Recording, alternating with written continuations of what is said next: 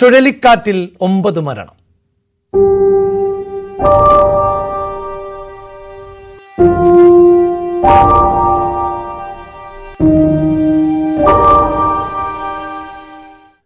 ഫിഞ്ചാൽ ചുഴലിക്കാറ്റിൽ മരണം 9. തമിഴ്നാട്ടിലും പുതുച്ചേരിയിലും വ്യാപകമായ നാശനഷ്ടങ്ങളാണ് ഉണ്ടായത്. ചുഴലിക്കാറ്റിന്റെ തീവ്രത കുറഞ്ഞുവെങ്കിലും ശക്തമായ മഴ തുടരുകയാണ്. ആന്ധ്രയുടെ തെക്കൻ തീരങ്ങളിലും മിന്നൽ പ്രളയ മുന്നറിയിപ്പ് പ്രഖ്യാപിച്ചിട്ടുണ്ട്. വാർത്തയുടെ വിശദാംശങ്ങളുമായി ഐഷുത്തുൽ ഷംന ആണ് ചേരുന്നത്. ഷംന, ഇപ്പോഴും അതിശക്തമായ മഴ തുടരുന്നുണ്ട്. ചുഴലിക്കാറ്റിന്റെ തീവ്രത കുറഞ്ഞുവെങ്കിലും ദുരിതത്തിന് കുറവൊന്നുമില്ല. എന്താണ് മറ്റു വിവരങ്ങൾ? അഭിലാഷ്, ഇന്നലെ വൈകിട്ടോടുകൂടി ഏകദേശം പുതുച്ചേരി ഭാഗത്ത് കാരക്കലിനും മഹാബലിപുരത്തിനും ഇടയ്ക്കാണ് ഈ ചുഴലിക്കാറ്റ് കരതൊട്ടത്. എന്നാൽ 90 km/h ആണ് കാറ്റിന്റെ വേഗത പറഞ്ഞിരുന്നതെങ്കിലും അത് പിന്നീട് കുറഞ്ഞ് 50 മുതൽ 80 km/h എന്നതിലേക്കാവും. അത്രയും വലിയ ആശങ്കയില്ല എന്നൊക്കെ കാലാവസ്ഥാ വകുപ്പ് മുന്നറിയിപ്പ് നൽകിയിരുന്നു. അങ്ങനെ തന്നെ ശക്തി കുറഞ്ഞു തന്നെയാണ് കാറ്റ് തീരം തൊട്ടത്. പക്ഷേ അതിനുശേഷമുള്ള മഴ അത് ശക്തമായി തന്നെ തുടരുകയാണ്. ഇന്ന് തമിഴ്നാട്ടിൽ 3 ജില്ലകൾക്കാണ് റെഡ് അലർട്ട് പ്രഖ്യാപിച്ചിട്ടുള്ളത്. കള്ളക്കുറിച്ചി, വിഴുപുരം, തിരുവണ്ണാമലൈ ജില്ലകൾക്ക് ഇന്ന് റെഡ് അലർട്ടാണ്. ഒപ്പം തന്നെ ഈ മേഖലകളിൽ ശക്തമായ മഴ ഇപ്പോഴും തുടർന്നുകൊണ്ടിരിക്കുകയാണ്.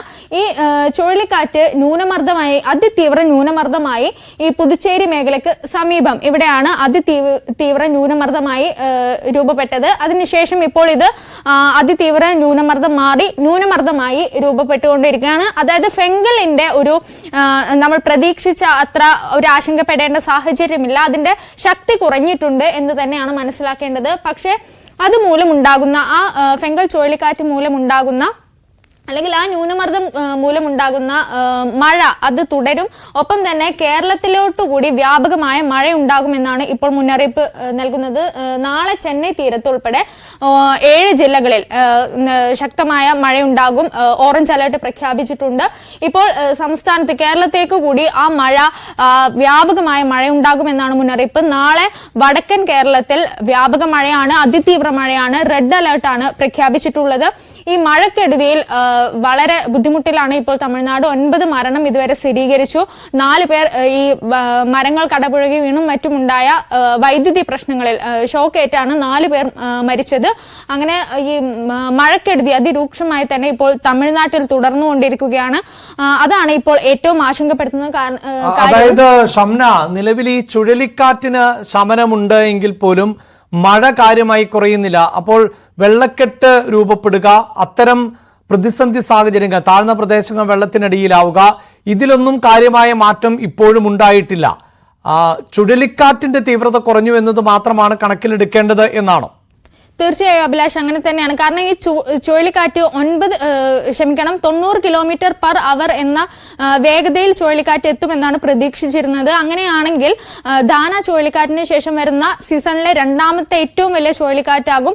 ആ കാറ്റ് മൂലമുണ്ടാകുന്ന വ്യാപക നാശനഷ്ടം, അതിലായിരുന്നു ഏറ്റവും കൂടുതൽ ജാഗ്രത പുറപ്പെടുവിച്ചിരുന്നത്. എന്നാൽ ആ ചുഴലിക്കാറ്റിന്റെ ശക്തി കുറഞ്ഞു. അത് കരതൊട്ടത് തന്നെ ഇവിടെ 24 നോട്ടിക്കലാണ് അത് കരതൊട്ടത്. അതുകൊണ്ട് തന്നെ അതിന്റെ വ്യാപ്തി കുറഞ്ഞിരുന്നു.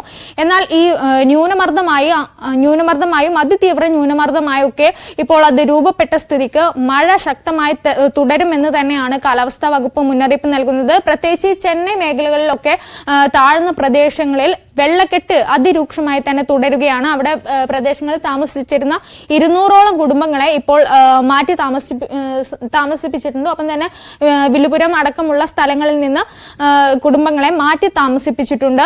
വലിയ രീതിയിൽ ആ പ്രദേശങ്ങളിൽ വെള്ളക്കെട്ടുണ്ട്, മഴക്കെടുതിയുണ്ട് എന്ന് തന്നെയാണ് മനസ്സിലാക്കേണ്ടത്.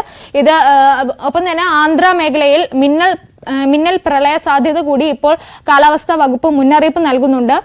കേരളത്തിലും ആ മഴ, അതിന്റെ വ്യാപകമായ മഴ ഉണ്ടാകും എന്നും മുന്നറിയിപ്പുണ്ട്. അഭിലാഷ്, എന്തായാലും ചുഴലിക്കാറ്റിന്റെ തീവ്രത കുറഞ്ഞിട്ടുണ്ട്. പക്ഷേ ഇപ്പോഴും ആന്ധ്ര, തമിഴ്നാട്, പുതുച്ചേരി ഉൾപ്പെടെയുള്ള തീരങ്ങളിൽ എല്ലാം അതീവ ജാഗ്രത തന്നെ തുടരേണ്ട സാഹചര്യമാണ് ഉള്ളത്.